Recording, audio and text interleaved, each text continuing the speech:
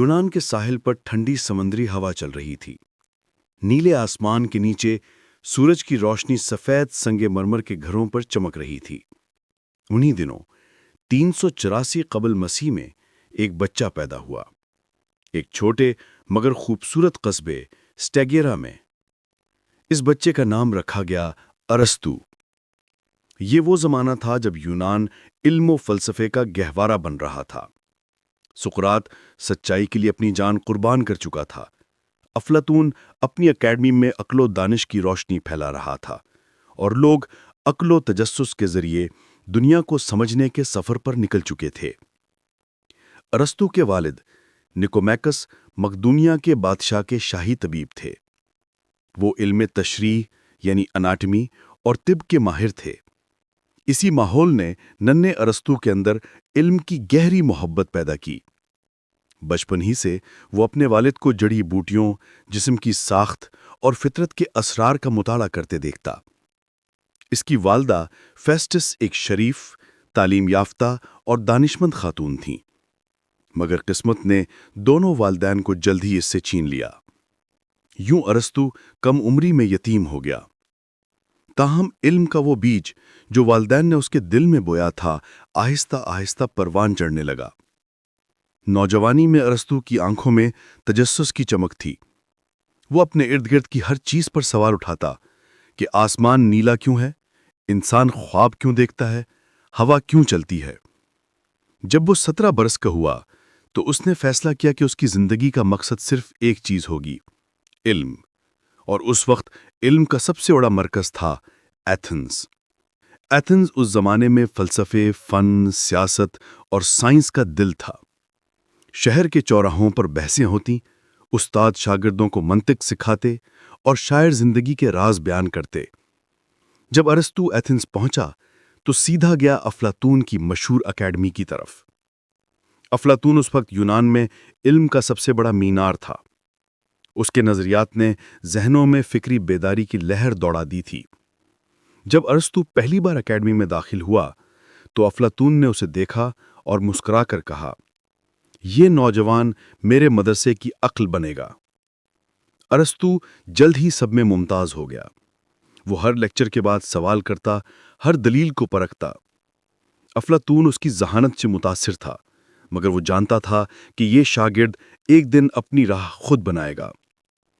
ارسطو نے اکیڈمی میں 20 سال گزارے، 20 سال جنہوں نے اس کے فکری سفر کی بنیاد رکھی۔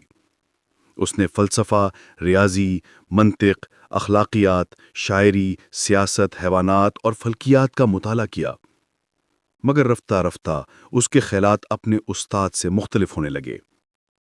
افلاطون کا عقیدہ تھا کہ جو دنیا ہم دیکھتے ہیں وہ اصل حقیقت نہیں بلکہ خیالات کی دنیا کا عکس ہے، مگر ارسطو نے دلیل دی کہ نہیں، حقیقت وہی ہے جو ہم دیکھتے، محسوس اور تجربہ کرتے ہیں۔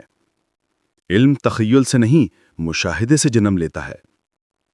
یہ اختلاف صرف فلسفیانہ نہیں تھا، بلکہ انسانی فکر کے 2 راستوں کی تقسیم تھی۔ ایک راستہ روحانی اور خیالی دنیا کی طرف جاتا تھا، دوسرا مشاہدے اور تجربے کی طرف۔ ارسطو نے دوسرا راستہ چنا، اور اسی انتخاب سے جدید سائنس اور منطق کا آغاز ہوا۔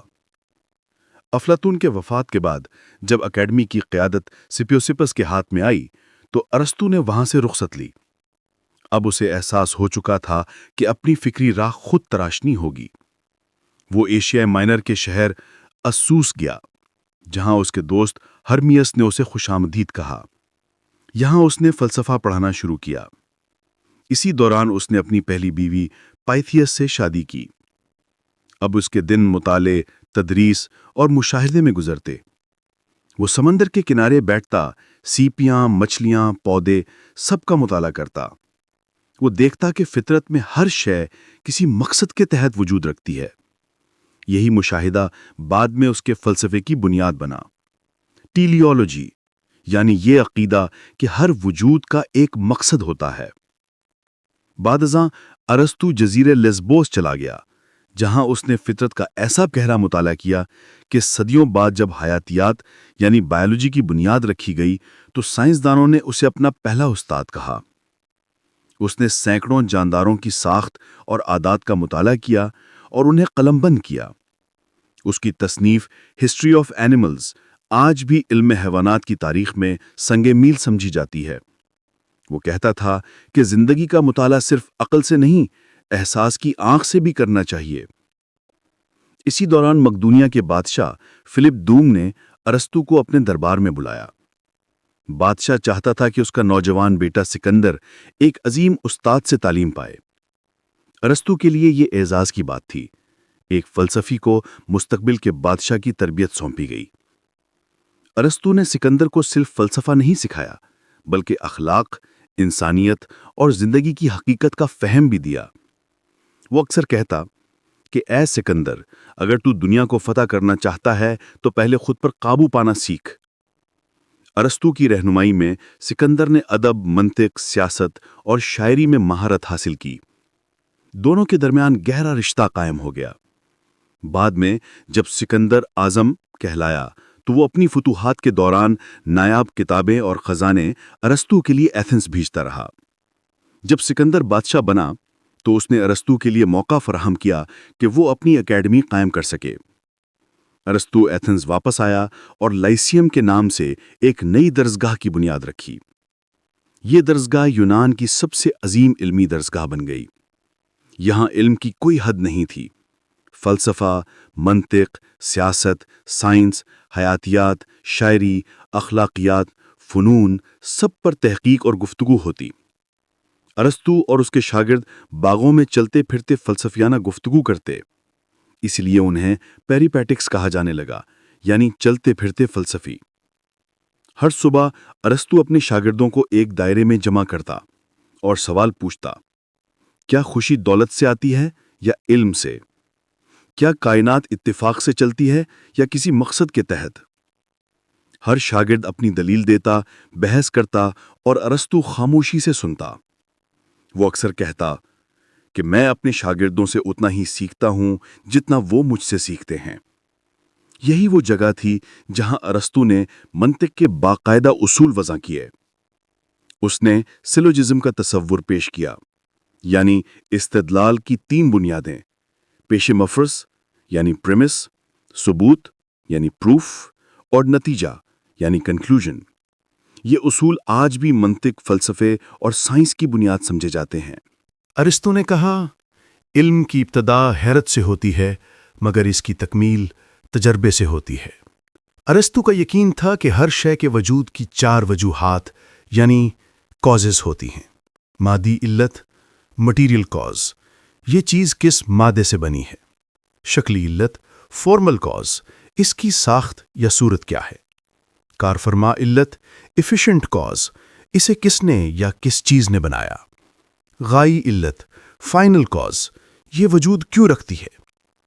یہ چار وجوہات علم سائنس اور فلسفے کی تحقیق کی بنیاد بن گئیں۔ ارسطو کے نزدیک عقل، ریزن، خدا کی طرف سے ایک عطیہ تھی، مگر عقل کی حقیقت تبھی معنی رکھتی ہے جب اسے مشاہدے سے جوڑا جائے۔ وہ کہتا تھا، فلسفہ حیرت سے شروع ہوتا ہے مگر علم پر ختم نہیں ہوتا، یہ خود عقل کو بدل دیتا ہے۔ ارسطو کے مدرسے میں نہ طبقاتی فرق تھا نہ مذہبی پابندیاں۔ وہ تعلیم دیتا تھا، علم طاقت رکھنے والوں کے لیے نہیں بلکہ ان کے لیے ہے جو سوال کرنے کی ہمت رکھتے ہیں۔ اس کے شاگردوں میں سائنسدان، سیاستدان اور مفکر شامل تھے۔ نوجوان ایتھنز کے شہری اس کے گرد گھنٹوں بیٹھتے، کبھی کائنات پر گفتگو ہوتی، کبھی روح کے اسرار پر۔ ایک دن ایک شاگرد نے پوچھا، استاد محترم، اگر انسان کے پاس عقل ہے تو وہ غلط کام کیوں کرتا ہے؟ ارسطو مسکرایا اور بولا، کیونکہ جاننے اور کرنے کے درمیان ہمیشہ ایک فاصلہ ہوتا ہے۔ صرف علم کافی نہیں، عمل ہی علم کی سچائی ثابت کرتا ہے۔ یوں ارسطو کی زندگی کا پہلا عظیم باب ختم ہوا۔ اب اس کی سوچ پختہ ہو چکی تھی۔ اس نے منطق کو علم کی بنیاد بنایا اور مشاہدے کو حقیقت تک پہنچنے کا راستہ۔ اس کا فلسفہ صدیوں تک روشنی بن کر انسانیت کے فکر، سائنس، اخلاقیات اور منطق کے نظام کو متاثر کرتا رہا۔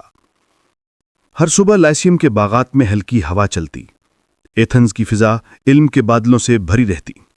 شاگرد اپنے استاد کے گرد حلقے بنا کر سوالات کی بوچھاڑ کرتے۔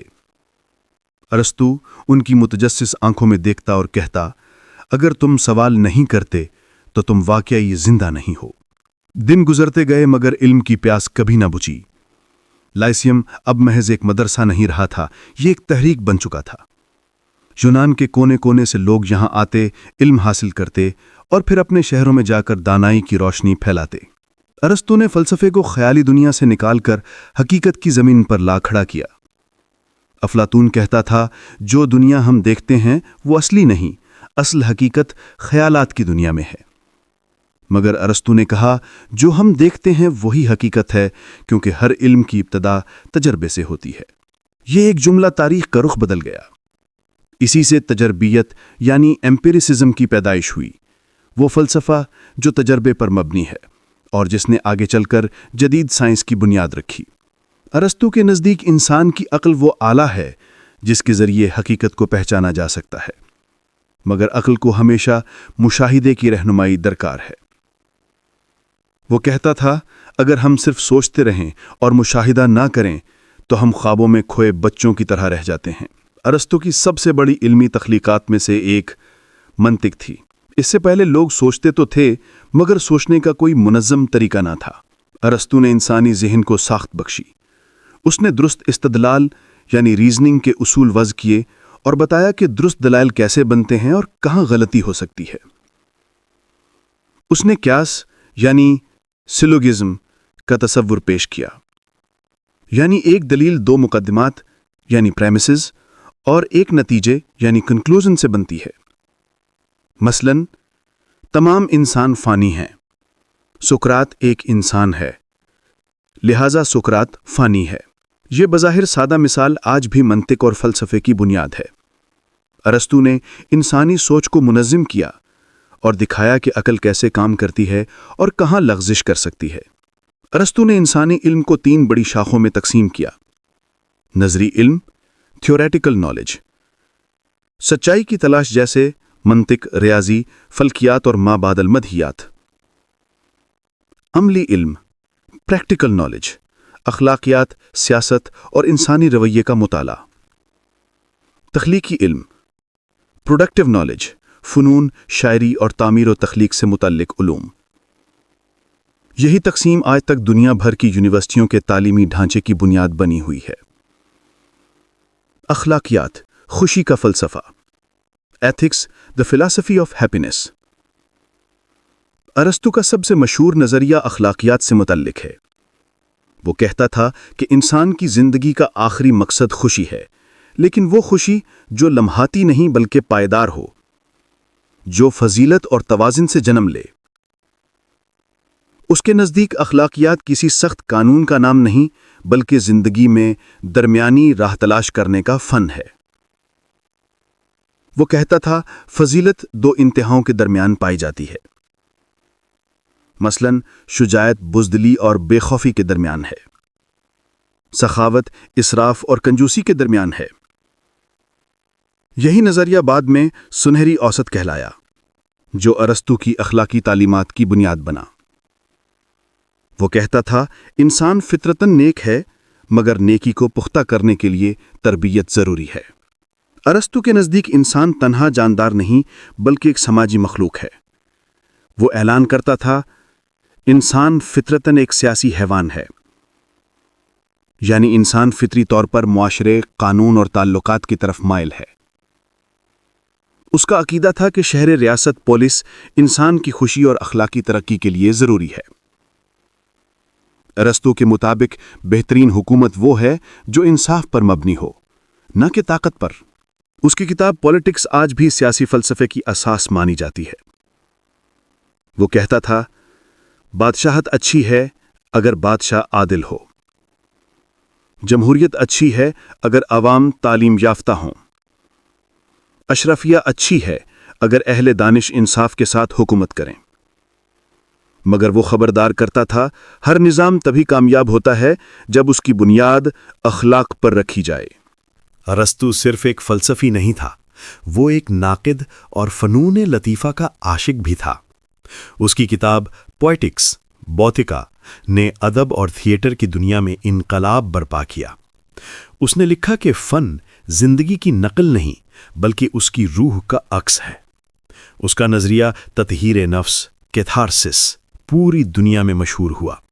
یہ خیال کہ فن انسان کے جذبات کو پاک کرتا ہے۔ اس نے کہا کہ جب انسان ایک المیہ دیکھتا ہے تو اس کا دل صاف ہو جاتا ہے اور وہ نیا محسوس کرتا ہے۔ یہ نظریہ صدیوں تک شاعروں، ادیبوں اور ڈرامہ نگاروں کی رہنمائی کرتا رہا۔ ارسطو نے فطرت کو اپنے مطالعے کا سب سے بڑا موضوع بنایا۔ وہ یقین رکھتا تھا کہ فطرت میں کوئی چیز اتفاقیہ نہیں ہوتی، ہر حرکت کا ایک مقصد ہوتا ہے۔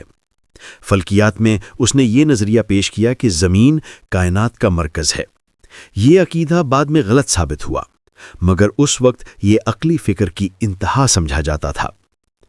اس نے حیاتیات، نباتات، ارضیات اور نفسیات پر بھی تحقیق کی۔ اس نے جانوروں کی پہلی انسائکلوپیڈیا مرتب کی، جس میں اس نے 500 سے زائد اقسام کی تفصیلات بیان کی۔ اس کے کام نے آنے والے سائنسدانوں پر گہرا اثر ڈالا، یہاں تک کہ چارلز ڈارون نے ایک بار کہا کہ ارسطو میرا پہلا عظیم استاد تھا۔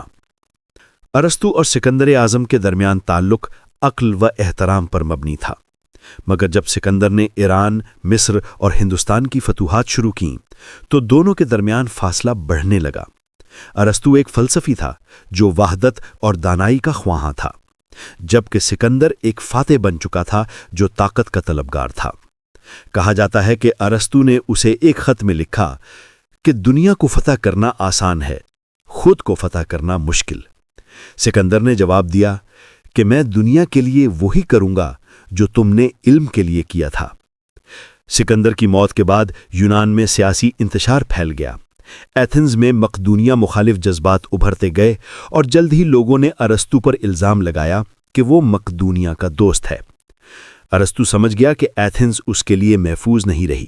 اس نے کہا کہ میں ایتھنز کو ایک اور جرم فلسفہ کا موقع نہیں دوں گا، جیسے اس نے سقراط کے ساتھ کیا تھا۔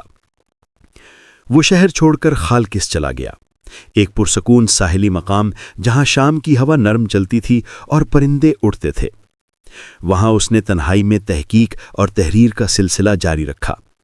اگرچہ اس کا جسم کمزور ہو چکا تھا، مگر اس کا ذہن اب بھی تیز تھا۔ اس نے کہا کہ جسم وقت کے ساتھ بوڑھا ہوتا ہے، مگر ذہن ہمیشہ جوان رہتا ہے۔ 322 قبل مسیح میں ارسطو نے آخری سانس لی۔ کہا جاتا ہے کہ اس کے آخری الفاظ یہ تھے کہ فطرت کے راز اتنے وسیع ہیں کہ ایک زندگی ان کے لیے کافی نہیں۔ یوں دنیا نے اس شخص کو کھو دیا جس نے انسانیت کو سوچنے کا ہنر سکھایا۔ ارسطو کی میراث۔ ارسطو کی وفات کے بعد اس کے شاگردوں نے اس کی تعلیمات کو محفوظ رکھا۔ لائسیم کئی دہیوں تک علم کا مرکز رہا۔ قرون وسطی میں جب یونانی فلسفہ مسلم علماء نے اپنایا تو ارسطو کی فکر اندلس، بغداد اور یورپ تک پھیل گئی۔ الفارابی، ابن سینا یا ایویسینا اور ابن رشد یعنی ایوروز نے اس کی فلسفیانہ میراث کو آگے بڑھایا۔ ان کے ذریعے ارسطو کی دانش نے یورپی نشاط و ثانیہ کی بنیاد رکھی۔ جب سائنس نے مغرب میں دوبارہ جنم لیا، گیلیلیو، نیوٹن، ڈیکارٹ اور کانٹ سب نے کسی نہ کسی صورت میں ارسطو کی فکر سے استفادہ کیا۔ آج بھی دنیا کی ہر یونیورسٹی، چاہے وہ منطق، اخلاقیات، سیاست یا سائنس پڑھاتی ہو، اپنی جڑیں ارسطو کے علم سے جوڑتی ہے۔ ارسطو کے فلسفہ پر ایک دریک نظر: منطق، سوچنے کے اصول; اخلاقیات، نیکی اور توازن کی تلاش; سیاست، انصاف اور انسانی فطرت پر مبنی نظام; سائنس، مشاہدے اور تجربے پر قائم علم; فنون، زندگی کی روح کا اظہار۔ ارسطو نے کہا کہ علم کا مقصد صرف جاننا نہیں بلکہ بہتر انسان بننا ہے۔ یہ ایک جملہ اس کی پورے فلسفے کا نچوڑ ہے۔ ارسطو مر گیا مگر اس کی فکر زندہ رہی۔ اس کے الفاظ آج بھی ہر اس ذہن میں گونجتے ہیں جو سوال کرتا ہے، جو سچ کی تلاش میں ہے۔ اس نے کہا کہ جس نے کبھی حیرت محسوس نہیں کی، اس نے کبھی سیکھا نہیں ہے۔ سقراط کے سوالوں سے افلاطون کے تصورات تک، اور بالآخر ارسطو کی حقیقت تک، فکر کی داستان سچائی کی زمین تک پہنچی۔ اس نے علم کا درخت لگایا جس کی جڑیں آج بھی انسانیت کو غذا دیتی ہیں، اور آج بھی جب کوئی آسمان کی طرف دیکھ کر پوچھتا ہے کہ یہ سب کیوں موجود ہے، تو دراصل وہ ارسطو کے نقش قدم پر چل رہا ہوتا ہے۔ تاریخ، سائنس اور جنرل نالج کے متعلق مزید معلوماتی ویڈیوز کے لیے ہمارے چینل کو سبسکرائب کریں اور بیل آئیکن کو بھی پریس کر دیں تاکہ نئی آنے والی ویڈیوز کو آپ دیکھ سکیں اور تاریخ اور جنرل نالج کے متعلق معلومات حاصل کر سکیں۔ ملتے ہیں اگلی ویڈیو میں، تب تک کے لیے خدا حافظ، السلام علیکم۔